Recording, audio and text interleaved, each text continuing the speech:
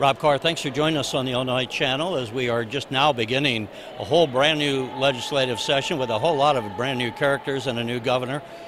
One of the new issues that is coming out, actually an old issue, but apparently the governor is going to bring it out in his budget address on February 20, is the idea of raising the minimum wage over a period of years to $15 an hour. What are your thoughts and what are you hearing from your membership on this? Well, there's a great deal of concern about it, and the governor the amendment was just filed for a potential hearing in Senate Exec this afternoon. It would seek to increase the minimum wage to $15 over 5 years. They're going to argue 6, but it's really 5 because you have a $2.75 increase over 366 days, which is essentially a year.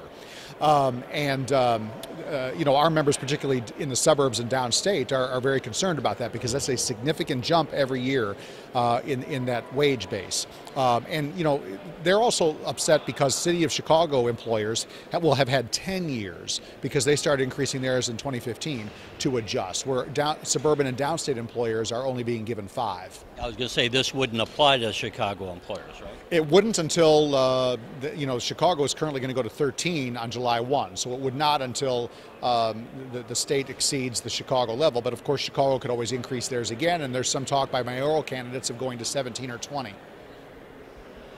For those that haven't run the numbers, for every dollar, it's about a full-time work, it's $2,000 a year, roughly. Roughly, yep. So if we go from $8.25 to 15, again over a period of time, but that's approximately $7 more, $14,000 a year more per full-time employee that you would have even at minimum wage. So is your membership saying, as we often hear from those who are against the increases in minimum wage, A, I'll have to cut back on people's hours, B, I probably just won't be able to hire people to begin with, and or C, you've now made it more affordable to buy a machine to do it rather than hire someone. We're hearing all of those answers just based on what type of retail operation you are. And frankly, we're also hearing that there's a limited amount that people are willing to pay. So a lot of proponents say, well, just raise your prices or dip into your profits. Well, dipping into your profits ignores what's going on in the retail sector. I mean, simply read, the front page of any paper or frankly, the business section of any paper in the last 2 years, and you know what's going on in the retail trade. There's not a lot of profits to be digging into. But also there's just you can only raise your prices so far. 2/3 of Illinois' population lives within a 40-minute drive of a bordering state.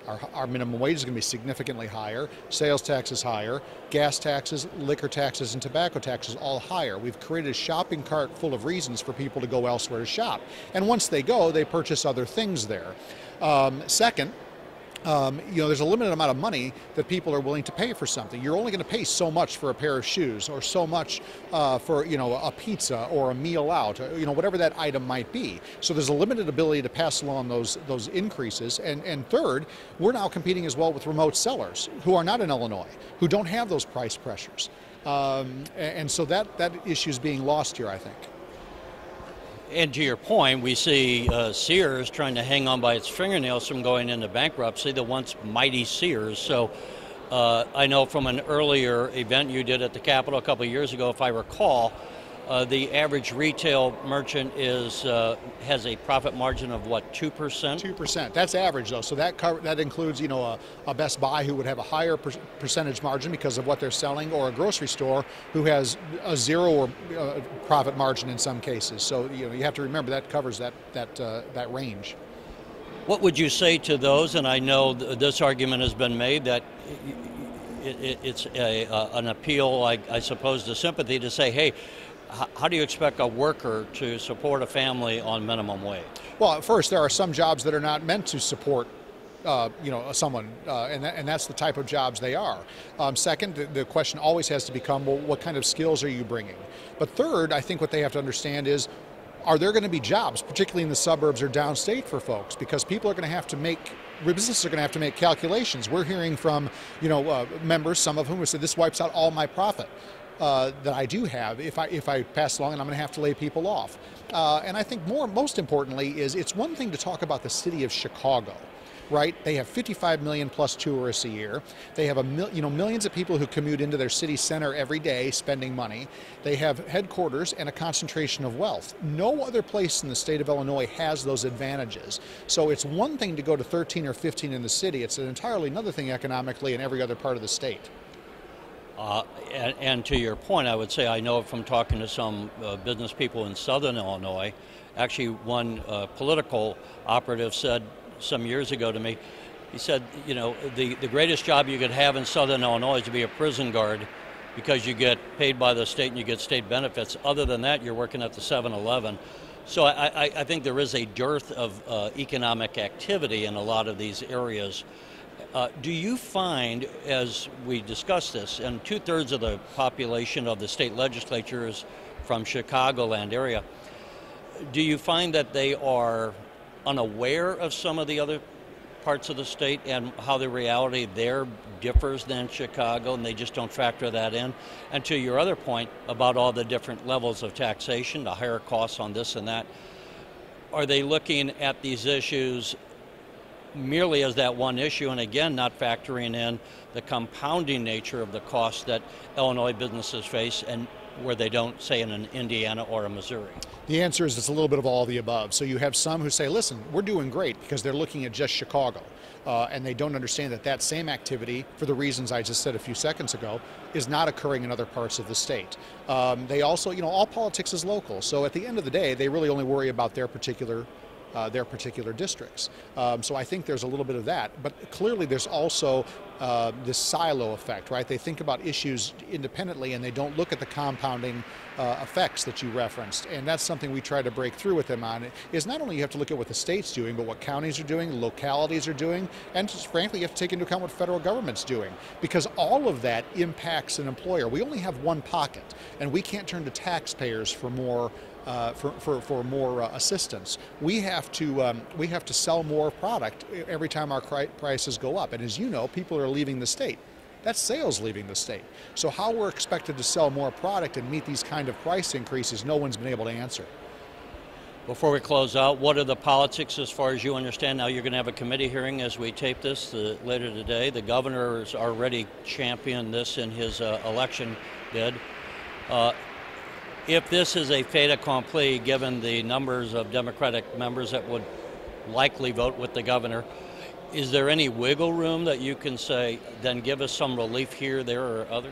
We have repeatedly shared with the lead legislators on this issue that there is a way for IRMA and its members to get either neutral or supportive. To date, there's been no real willingness to negotiate and compromise on that, I think, which is very disheartening. As you know, since the election, there's been a lot of talk around Springfield about a new atmosphere and compromise, yet on the very first issue out of the box that is of any controversy, suddenly we're back to the bad habits of the last 4 years. So, I would never prognosticate, but there's a lot of uncomfortable legislators who represent suburban and downstate districts who are worried about the impact and wondering why their employers are being treated differently than City of Chicago employers.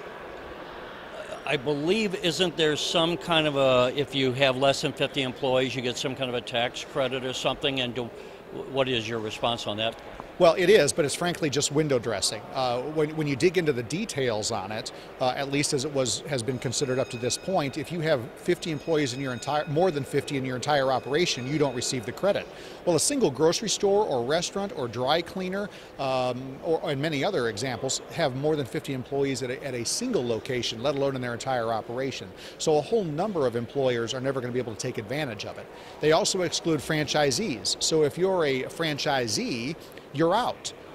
You don't get to take the credit. And that confuses, as you know, the franchisees really a small business owner. That confuses them with the corporate, and corporate doesn't share, those revenues with them. Additionally, there's some extra for really small employers, 5 employees or less, and their argument is that 48% of those employers are that size. Well, but 80% of those are single operators like yourself. You're the only employee you have. So it doesn't really take into the small employers. Employers are not really getting any help from that tax credit.